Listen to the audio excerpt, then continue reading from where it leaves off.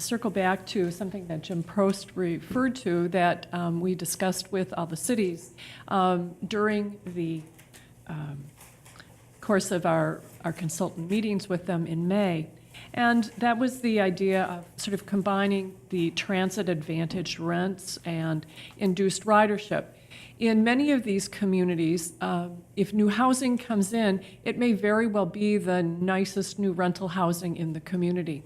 And how, presumably, there's also an advantage to the Northstar corridor if that new housing actually causes an increase in ridership, so that the people who live in that housing aren't just working in that community, out along the commuter rail corridor. So we really talked about the kind of package where it would combine Metro Transit, Metropolitan Council, the corridor communities, and provide some marketing support to help people understand the benefits of transit and how they could have a different lifestyle living in a transit-oriented area, and how they could actually, as Jim mentioned, reduce their costs substantially by having somebody riding transit. So both the lifestyle advantages and the reduced cost. And as part of that package, a developer could offer then maybe some free transit passes for the first 6 months, or some reduced transit passes, long-term discounted transit passes, much the way they do with employers. So that when communities provide financial incentives for the development in the transit station area, that it's really part of a package and teamwork with the transit agency to induce transit ridership as well as get the housing development in the area. There's some interesting numbers, because the cost savings, if I get rid of my second car and don't have to pay the insurance and the wear and the tear and the cost of that, doesn't talk about parking at the residential end, does talk about parking at the employment end, that's an $893 a month savings. And what we really need to do is see how we can capture that. This is a value capture technique in enhanced rents and enhanced values and sharing that. But the thing to remember, that $893 savings is after I pay $160 a month to the transit agency, the average based on where people are located, in terms of transit fares. And again, as we mentioned before, there really is marginal, if any, additional operating costs, at least right now, because we're not strained with capacity. So you've got two things going on: a significant saving to the user that can be translated into value and can be a marketing tool for the community and the developer and for the transit agency, and at the same time, a significant revenue source for the transit agency, a portion of which may be invested. So it's a great opportunity to collectively work between the development community, because you're marketing your site and you're trying to get a portion of that $900 a month, and you're the community and you're trying not to give all these development incentives that Prost put down there, and you want some of that $900 a month, and you're the transit agency. If you get somebody in there, it's $160 a month, and you're willing to invest some money to do that. And I haven't even gotten into the livability and sustainability issues that all this creates in terms of reduced vehicle miles traveled and congestion and air quality and all those other items. So it really is an important marketing tool, and it really needs to be marketed. What happens from the financial viability that I'm seeing is, I'm out here and I'm choosing a lifestyle out here. Transit is one element, maybe the frosting on the cake, and we need to make it a more important element to try to capture the benefit that's generated as a result of the major investment that the public sector made. I think one of the benefits for the community is if you have residents who are saving a lot of money by riding commuter rail, is that those residents have more money to spend in their local communities at local businesses. So I think there's an opportunity to find some real win-win-win sorts of things here and work together to promote the benefits of transit ridership and transit-oriented development. So with that, we'll take some questions. Ewald?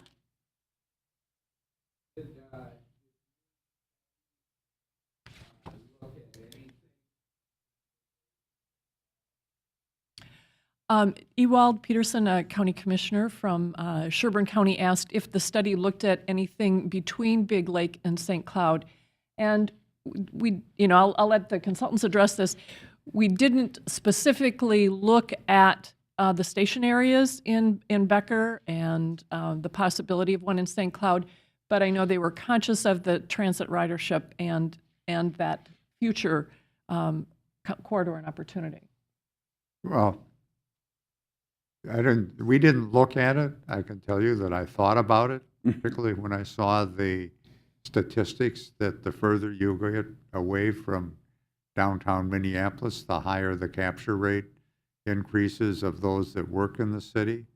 And I know that there are a large number of people from the greater St. Cloud area that work in Minneapolis and make that commute on a daily basis. And if I think the train was more convenient to them, i.e. extended further north, you would capture those riders. There are people taking the bus to Big Lake and getting on the Northstar. There's some reverse commute related to the university. So it's starting to work, but the full potential hasn't been reached. And the other thing I wanted to make a comment, and I've spent much of my career dealing with what most people call the dismal science. And behind all of these statistics, in each of your communities, there's a story to be told that can be brought to the real estate community to attract interest to your community. And there are a lot of people that enjoy a small town or a rural lifestyle, but need to work in the city because that's where the jobs are.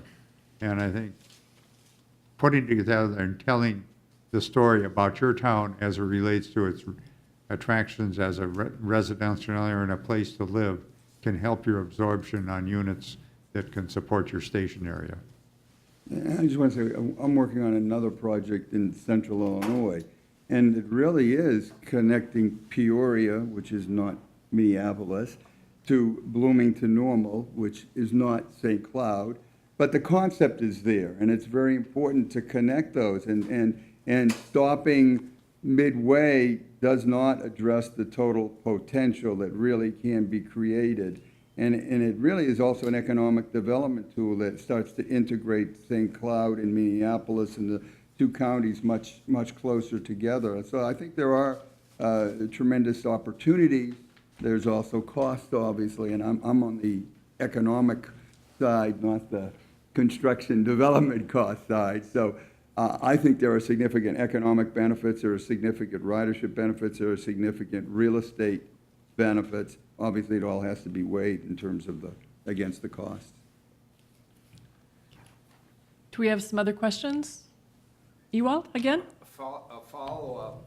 Just this past week, we got a letter from Sherburne County Sheriff's Office and all the police chiefs along the Highway 10 corridor.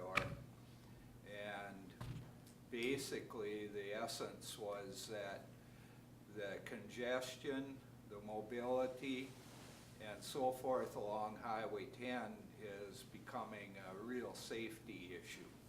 And of course, Northstar getting to St. Cloud would certainly be one of the potential fixes that would be involved there. Thank you. Any other questions or comments? Jana, I have a question related to the Coon Rapids station.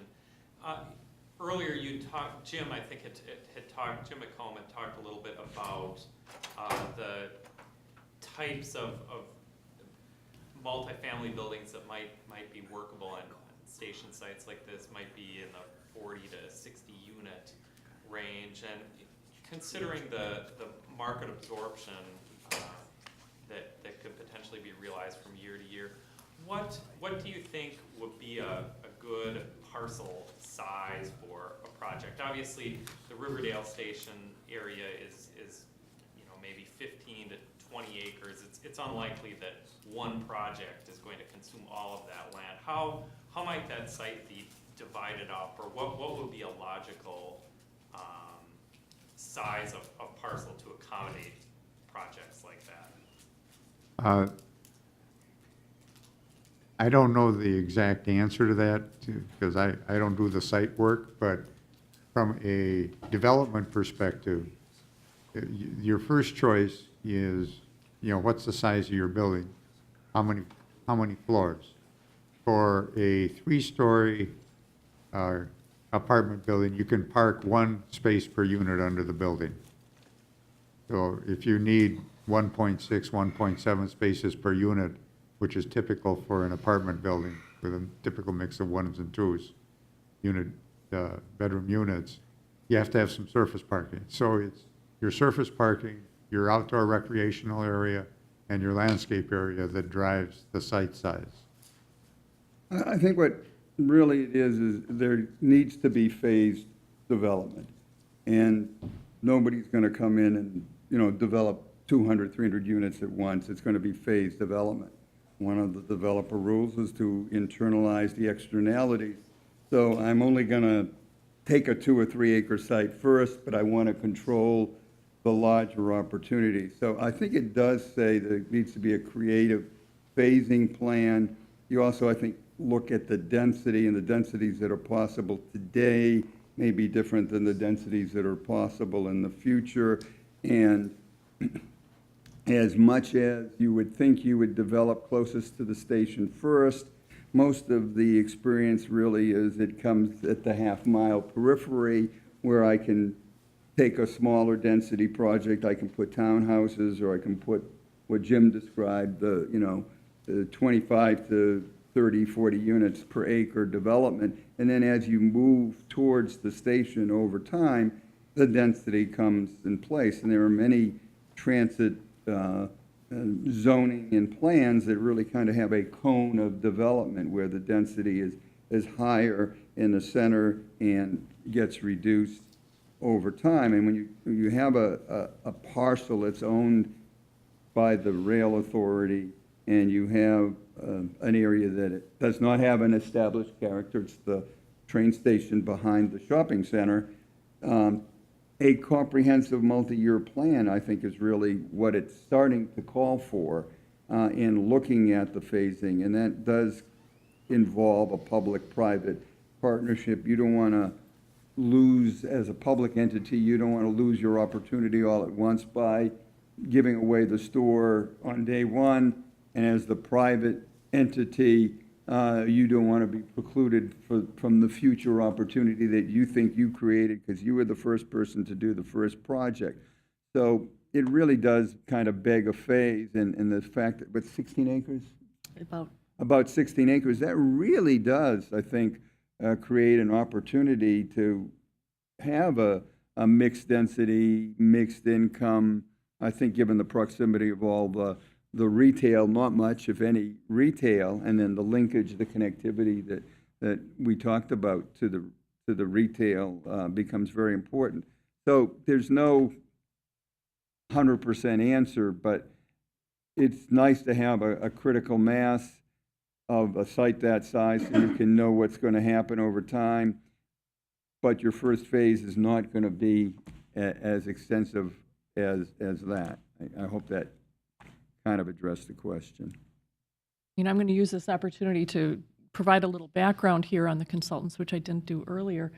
Jim Prost with Vantage Partners is from the Baltimore area, and he's incredibly qualified and familiar and watched a variety of commuter and light rail lines grow up around the East Coast, and is also familiar with West Coast markets. So Jim really brought a wealth of knowledge and experience to the team in terms of specifically transit corridor development.